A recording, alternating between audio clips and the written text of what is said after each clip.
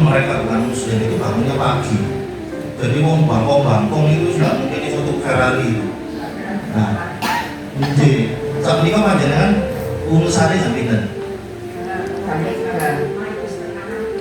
loh, makanya beliau sehat itu tangan beliau.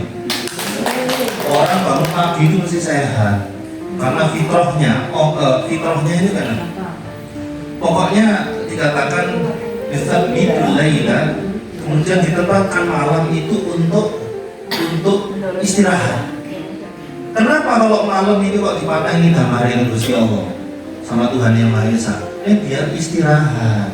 Wa ja'alna naumakum subata, dan aku jadikan malam itu untuk subatan itu subut atau dari tempat istirahat yang kokoh. Nah, sehingga siang dijadikan wabatalu min fadlillah, ayo kerja itu siang, kecuali kodot. Nah, kodot oke, makanya apa kodot kok turunnya nyungsang apa kok?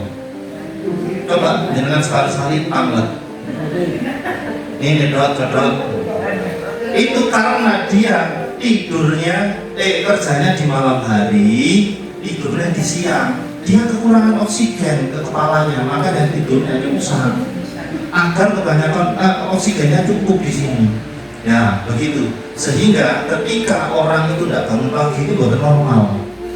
Orang-orang yang tidurnya cukup dan bangunnya pagi itu biasanya awet muda, kata jangan ini sih imut glowing apa mana jangan nggak senyum glowing soalnya bersih tau enggak kampret tuwek terus sama lain apa? Ada orang kalau ingin bangun pagi, kalau yang muslim sholat subuh itu andalanya alarm jadi alarm. Jadi bisa bangun jam 3 sholat tahajud, biasanya alarmnya itu jam 2 seperempat, setengah telu, jam 3 kurang seperempat itu disetting dulu. Lah alarm yang bunyi jam 2 si Allah jam 2 seperempat mati nimbu sih itu narik nah, tapi beda kalau dengan doa sebelum tidur doa. Makanya kalau di dalam Islam itu sebelum tidur itu kan ibaratnya kayak mati, ya kayak mati. Coba doanya bagaimana? Bismikallahumma amutu wa ahya. Ada yang bismikallahumma ahya wa bismika amut. Tapi dalil yang paling sahih amutu wa ahya. Ya Allah, dengan namamu wahai Tuhan Yang Maha Esa, aku mati wa ahya dan aku hidup. Makanya ada wudhu, kemudian baca sebagian ayat Al-Quran, konten Al-Fatihah, Al-Ikhlas, Al-Falaq, An-Nas, Al-Mulk, sama tambah Al-Baqarah, An-Nisa sampai Yasin gitu, betul bohong. Ya, pasti tidak turu-turu gitu. Nah, setelah itu coba posisinya itu disunahkan sirah ini pun teng sebelah lor, Nikol, sebelah lor, mukanya menghadap ke kiblat. Itu posisinya apa nih? Dikubur. Itu masih dikubur. Sehingga pasrah betul pun mikir nopo-nopo. Itu amalan pertama.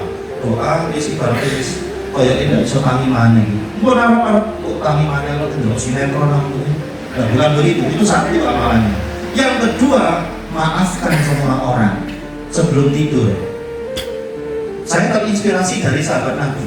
Sahabat Nabi ada dari kalangan biasa. Nabi bilang begini, loh, orang ahli surga penasaran, wah ini hafal Quran, ternyata buatan. Nah singkat tadi kamu penasaran sama satu-satu. Dari ini sama ini Quran dulu. Boleh sebenarnya. Dari ini sama ahli surga, apa malah sama? Tidak juga malah apa? Nah itu satu kaidah. Kemudian dia satu tak minum, namanya sama dek. Yo, akhirnya nginep. Nah yang nginep mikirnya kan, paling kita hancur semalam subuh. Ternyata Rudi tidur, udah tahajud itu begini kan ya. Ketika bangun dari ini paling kosong, sarapan dari. Kalau di sini tangi-tangi, loh mulu empok, subhanallah. Nah, di sana ada empok. Nah. Terus katanya Nabi sama ahli surga. Nah kok enggak? Ternyata ada poso, juga ada tahajud. Apa malah sama? Boh ya, tidak ada amalan karena ini orang yang sepuh. Mungkin ini gile. Saya sebelum tidur memaafkan semua orang. Semuanya tak maafkan. Masya Allah. Ketika memaafkan semua orang enak jangan bukan kira-kira. Makanya ada di daun pengajian itu ada ibu-ibu mimpi nonyor bojone. Soalnya kok gerak di melijo. Melijo ini semua ya Pak Lurah. Nah, mimpi ini ibu bojone selingkuh. Apa sih Mak? Enggak sama selingkuh. Ambil melijo, enggak. Di mimpiku aja sembroh. Ya Allah. Itu yang kedua, maafkan semua orang, enak, tensi, normal, semuanya normal. Nah, yang ketiga doanya adalah selain ini Allahumma ya. Jadi kalau di ini adalah minta, kalau di Arabnya gini doanya, kalau bahasa Arabnya Allahumma inni as'alukal afwa wal afiyah di dunia wal akhirah. Kalau di Indonesia kan sama saja kok. Doa itu kan afirmasi pada hati. Ya Tuhanku, aku meminta kepadamu maafmu dan al-afiyah, keselamatan. Nah ini kita bedah dikit ya. Kenapa kok maaf dan selamat? Maaf itu disebut al-afwu, afwan ya jarane ngomong Arab. Al-afwu yo, afwan yo. Ternyata kula panjenengan butuh maaf dari Tuhan Yang Maha Esa. Dengan dimaafkan kita mendapatkan rahmat. Nah, terus kok artinya selamat tadi al-afiyah, padahal di bahasa Arab itu selamat wong kali ini. Salamah. Makanya selamat itu dari bahasa Arab. Salamah itu selamat kok nama itu. Ternyata al-afiyah itu selamat dunia akhirat. Apakah selamat itu maksudnya adalah sehat? Makanya ada sehat wal afiyah. Maksudnya bukan hanya sehat, karena sehat juga bahasa Arab as-sihah. Itu dari bahasa Arab. Sahih, sahaya suhu, sihatan, ya sehat. Ternyata tidak sekedar sehat, tapi sehat yang selamat. Yang selamat. Soalnya musuh-musuhnya Nabi dulu itu sehat-sehat kayak Namrud. Ya, Namrud ini kan musuhnya Abraham, Abu ya. Nah itu kan sehat-sehat, gede gitu. Terus kalau di Islam ada Abu Lahab, Abu Jahal. Ada riwayat mengatakan Abu Lahab itu TBC, bukan itu nikli, tidak ada, sehat. Orang-orang yang melakukan kejahatan, namun saya di korupsi, golim, ambil tangan orang itu dia sehat. Tidak sehat, badan sadar, sehat. Tapi ketika sehat selamat, sakit juga selamat. Nah, dan doanya itu tiga itu ya, amalannya tiga itu. Yang pertama menganggapi bahwa kita mau tidur itu mau mati. Karena Nabi bersabda aksiru dzikra bihadi miladati yang mau banyak-banyaklah mengingat mati. Karena mengingat mati itu sudah hidup, sudah ibadah. Yang kedua memaafkan semua orang. Yang ketiga meminta kepada Allah demikian, insya Allah panjenengan bangun pagi. Ya, insya Allah. Doa yang paling manjur bagi kita adalah doa orang tua. Justru bukan doa kiai, tapi doa orang tua. Nah, ada dua kaidah. Kalau antara doa ibu dengan doa bapak, ini lebih manjur pun nih. Ibu.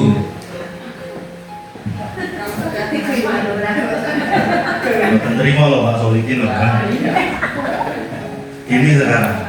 Lafaz-lafaz doa di dalam Al-Quran, maaf keterbatasan ilmu saya, merunnya Al-Quran ya, doa-doa di dalam Al-Quran itu lebih banyak doanya bapak atau ibu. Sinten ini Luqmanul Hakim, bapak atau ibu. Nabi Ibrahim, bapak atau ibu. Nah, kalau kata para ulama, kalau dalam masa kesulitan doanya bapak lebih maju. Doanya bapak lebih maju daripada ibu. Nah, kalau dalam kesulitan, karena dialog antara orang tua dengan anak juga termasuk doa-doa itu lebih banyak di bapak. Terus alasan kedua, bapak niku supiri. Makanya dikatakan ar-rijalu qawwamuna 'alan nisa. Laki-laki itu pemimpin. Saya kira di agama manapun sama. Pemimpinnya di laki-laki ya. Pemimpin laki-laki. Ya, maka dari itu doa pemimpin sampai ini. Ibnu Taimiyah salah seorang ulama besar di agama Islam. Beliau itu pernah bilang begini, andaikan aku dikasih oleh Allah satu doa yang pasti manjur, maka pasti aku akan doakan pemimpin. Jadi kalau seperti kita doakan presiden, masih nggak sama pilih itu doakan, karena itu Gusti Allah sendiri. Kudu didoakan itu, mulai dari presiden, gubernur, bupati, wali kota, pak camat, sampai pak lurah itu didoakan. Lu saya sendiri. Padahal lagi buat doakan pak lurah, jangan. Kalau pemimpin itu nanti didoakan oleh Pak Prabowo, semoga dijaga oleh Allah, diberi ketegasan membatas korupsi. Itu nanti dampaknya ke kita semuanya. Itu satu tentang doa ayah. Makanya jangan lupa minta doa ke ayah, ya nak ya. Itu satu. Maka yang kedua, terus doanya ibu. Loh, ibu kan keutamaannya 3:1. Ibumu, bapakmu. Berarti satu bapak, ibunya.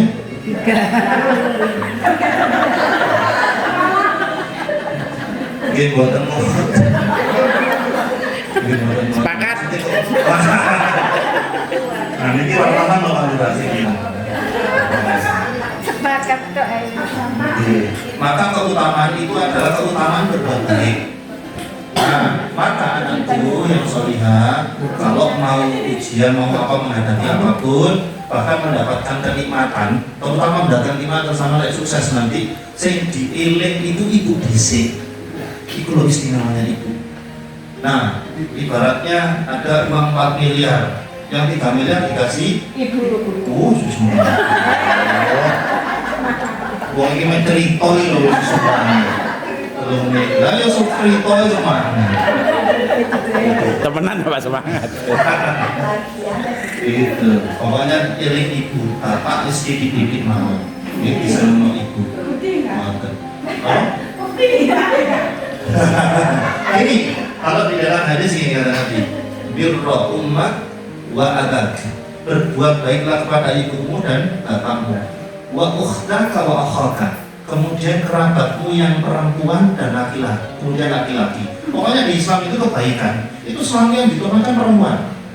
Lah, ukhtaka wa akhaka, kerabatmu yang perempuan ya termasuk mbak putri, mbak buyut, tangga, udah Sewot. untuk bohong dan lain-lain. Ya. Yang diutamakan kalau berbuat baik perempuan. Perempuan itu pokoknya berbuat baik diutamakan. Punya uti kalipun, maka utilah yang harus diutamakan. Doanya bisa pakai bahasa masing-masing. Satu pertanyaan dari saya. Mungkin sekilas tadi saya mendengar sajane jenengan pendidikannya tinggi, kemudian kenapa jenengan manut pituturnya Pak Yai Panjenengan, itu aja. Oke, kenapa kok kami santri ini manut sekali guru ya? Mungkin kalau di agama lain bisa Pak Pendeta, bisa Pak Bedanda dan yang lain. Begini, ada ulama namanya Syekh Hafidz Hasan Al-Mas'udi. Beliau mengatakan di dalam kitab Taisirul Khalaq, kitab ini dijadikan hafalan di pesantren kami di Wagir. Santri-santri akan menghafal kitab ini karena itu sudah terbiasa hafalan mereka. Beliau mengatakan bahwa guru itu yurabbir ruha, dia mendidik ruh. Sedangkan orang tua itu yurabbi jasad, dia mendidik jasad. Nah, guru itu mendidik ruh. Tidak main-main guru ini. Maka diwajibkan kita semua manusia itu beradab kepada guru. Nah, itu semuanya. Dasarnya diantaranya adalah yarfa'illahu alladhina amanu minkum walladhina utul ilma darajat.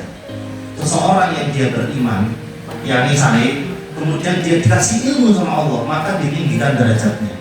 Guru tidak minta dihormati, tapi guru wajib dihormati. Yang nyuruh adalah Tuhan Yang Maha Esa.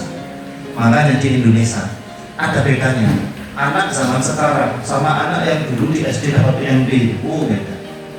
Saya dulu masih dapat PMP, pendidikan moral Pancasila. Aduh, sama guru itu ajrim, manut sama guru. Di Cewir saya itu pernah diterbuk yang di Kloso, bulung ini, bulung terbuk, terbuk sampai beliung. Ayo coba, saya mau ngadu sama orang tua, aku mau diterbuk, tambahin kamu. begitu takutnya sama guru. Coba gini saja sekarang, Jepang itu dulu dibom atom Hiroshima dan Singosari. Hiroshima dan Nagasaki kan dibom atom. Coba Kaisar Jepang apa dekretnya? Cari stok guru tinggal berapa. Jadi pemimpin yang benar begitu, cari stok guru ada berapa. Kalau sudah ketemu stok guru, maka dialah yang bangun peradaban. Ciri peradaban sebuah negeri tidak akan pernah maju, yaitu guru-gurunya disia-siakan dalam hal apapun. Tapi adab kali guru, karena guru ini adalah perwakilannya warasatul anbiya, warisnya para nabi kalau di agama Islam. Malah itu guru, karena dia ngasih ilmu, ya ngasih ilmu. Nah maka dari situ kami sangat patuh sama Pak Yai. Kalau di agama kami, yaitu sangat patuh sama Pak Yai. Mau sama guru, saya kuliah pertama kan kuliah jurusan umum ya, jurusan kesehatan. Nah apa namanya yang mengobati beliau ibu saya ini namanya Pak Effendi. Beliau adalah dosen saya dan saya pernah jadi asisten dosennya. Panjenengan kalau bareng berdagus kuliah kalau kontrol Pak Fendi sama kenalan di Hendra Ubay. Dia bilang muridku itu di sini. Coba kami itu ke guru. Pokoknya yang ngajarkan kebaikan, ngajarkan ilmu kesehatan, ngajari resepnya martabak, itu guru itu. Maka kami takzim. Pak Fendi kalau turun dari mobil itu, melayu saya. Ngapain? Ya urusan bawa koper. Saya bawakan itu yang namanya laptopnya dia. Kalau perlu tak bisa di. Nah orang yang takzim sama guru, Allah senang, maka akan diberkahi ilmu. Tapi nggak usah dipijati ya, saya nggak usah. Saya sama dosen gitu Bu, sama dosen. Mau dia dosen PPKN, dia dosen fisika. Kami punya dosen itu ajar mikrobiologi, mikroculture namanya. Dulu ada mata kuliah mikrobiologi, tapi beliau pakar mikroculture, namanya Profesor Dr. Anul Fatah. Itu saya kalau takdirnya, waduh guru ya. Karena biasanya ilmunya berkah, tapi kalau lama sama guru, Allah nggak akan ridho. Ngajar apapun, walaupun les jahit, terus nggak kira ridho itu Gusti Allah, nggak kira berkah ilmu. Maka jangan sampai membuat guru pegel, ya, yang patuh sama guru. Nah saya punya teman ngajar di Batu nih, gara-gara nyewir muridnya. Waduh di perkara guru teman saya Bu, ngajar di SD itu teman saya. Terus apa kabar? Kamu si Fulan dilaporkan polisi. Loh, gara-gara nyewir. Nyewir dilaporkan. Akhirnya kami pegel nawani murid kayak gitu. Karena kami kumpul, ayo dibantu hukumnya. Itu pengacara teman kami itu kumpul, alhamdulillah menang. Akhiri pertanyaan itu dengan sebuah hadis. Innallaha wa malaikatahu yusholluna 'ala mu'allimin nasil khair. Sesungguhnya Allah dan para malaikat itu bersolawat kepada orang yang mengajarkan kebaikan. Bahkan hatal huda fil bahr, bahkan sampai ikan di laut itu solawat untuk dia. Didoakan. Kalau di dalam keyakinan Islam, saya yakin ada dari lain di luar itu. Kita mengajarkan kebaikan itu didoakan Gusti Allah, para malaikat dan bahkan ikan-ikan itu doa. Terima kasih semuanya. Alhamdulillah luar biasa untuk kita semua. Oke, matur nuwun Pak Ustadz, sudah diberi motivasi dan penyegaran dan wawasan tentang kehidupan kita di hari-harinya. Kita pasti menemui permasalahan tersebut ya. Semoga apa yang disampaikan Pak Ustadz bisa memberi inspirasi kepada kita semua dan menjadikan kita lebih hidup bermanfaat. Nah tadi semuanya kita akhiri dan kita cukupkan. Semoga kita semua diberi kesehatan dan doa-doa yang disampaikan oleh Pak Ustadz kita amini bersama. Dengan mengucap bismillahirrahmanirrahim, kita kegiatan akhiri. Wassalamualaikum warahmatullahi wabarakatuh.